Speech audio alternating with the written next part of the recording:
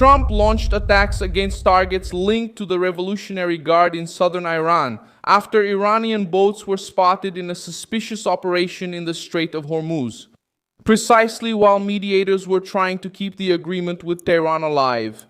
This Tuesday, May 26, 2026, what we see is not a president breaking the peace on impulse, but a White House reacting to a regime that talks about negotiation, while testing mines at sea, threatening American aircraft, and trying to extract concessions before delivering real security. Iran wanted to use the ceasefire as a shield, diplomacy as a smokescreen, and military pressure as blackmail. Trump responded with a limited, direct, and calculated strike to show that an agreement is not a license for ambush. That's when the farce starts to fall apart. It was the regime that sabotaged the negotiations that tried to negotiate in suits while the Revolutionary Guard acted in the shadows. What was Iran preparing in the Strait of Hormuz? Why was Tehran talking about peace while moving boats and missiles? How did Trump turn the tables before the trap exploded against the United States? I'll tell you all about it in a moment. If you like this kind of straightforward and no-nonsense content, consider subscribing because we have videos like this every day. The attacks were confirmed by the United States Central Command as acts of self-defense. According to the American version, the targets included bases, vessels linked to attempted mine deployment, and missile launch sites in southern Iran. The operation took place while diplomats were still trying to find a way out of the crisis, with indirect talks involving Iran, the United States, Qatar, and other regional mediators. Washington's reaction came precisely because the negotiation was being pressured by a dangerous maneuver at sea. The Iranian regime tried to turn the ceasefire into a tactical advantage. While their representatives were discussing the agreement, men linked to the Revolutionary Guard were reported to be taking action in the Gulf, in an area where any military movement changes the price of oil, threatens commercial ships, and puts American soldiers at immediate risk. That's where Trump comes in with the logic that old Washington diplomacy always tries to avoid. Local reports mentioned explosions, intense gunfire, and military movements. Ação militar nas áreas costeiras. In circulating news reports, sources cited by Ali Hashim from Al Jazeera indicated that the shooting started after the Revolutionary Guard attacked a vessel at sea, followed by American fighter jets striking boats linked to the Iranian naval force. Washington struck points linked to the immediate threat and warned that the protection of American troops will not be negotiated as a diplomatic favor.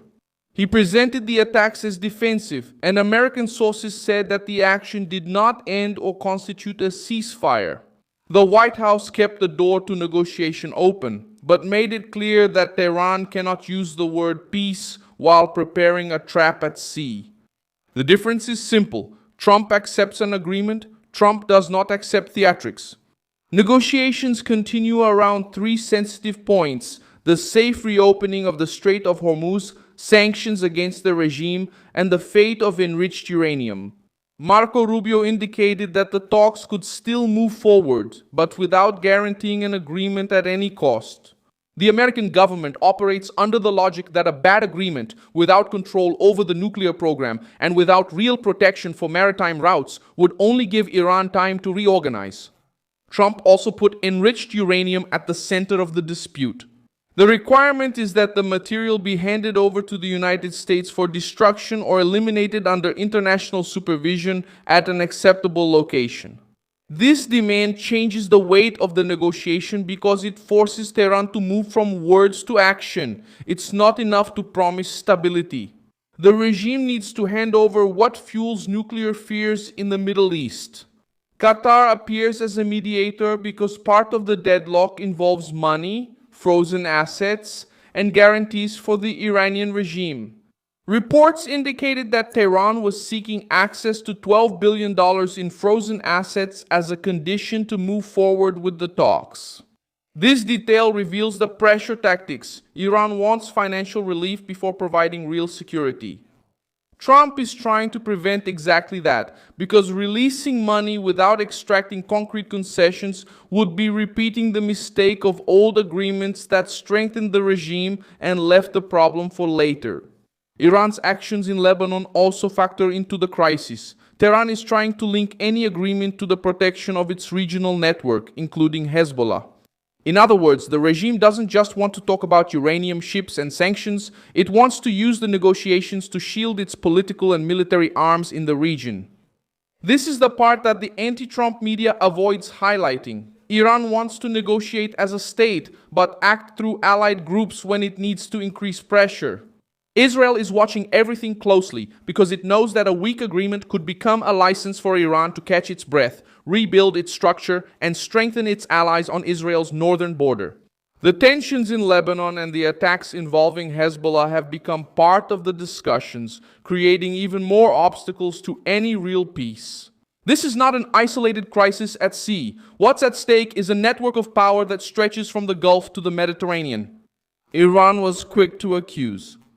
Tehran condemned the American attacks, spoke of a violation of the ceasefire, and promised to hold Washington responsible for the consequences. This reaction was expected. The regime always tries to reverse the roles when confronted. First it pressures, then it provokes, then it complains about the response. The tactic is old: create tension on the ground and turn the American reaction into political propaganda. The difference now is that Trump isn't letting the crisis play out only through diplomatic notes. What happens now depends on Tehran's decision. The regime can keep testing Trump and risk new military responses.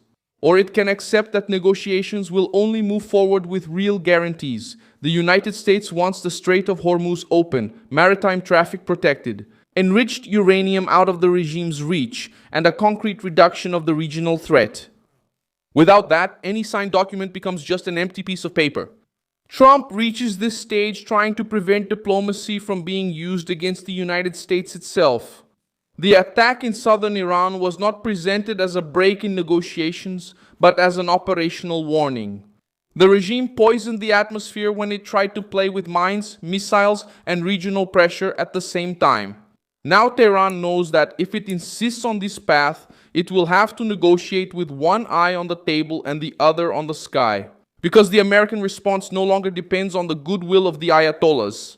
I'm Milson Alves, Global, and my purpose is to keep you accurately informed every day. The news links are in the video description. Like this video, subscribe, and check the comments at the end to engage more with the Milson Alves community.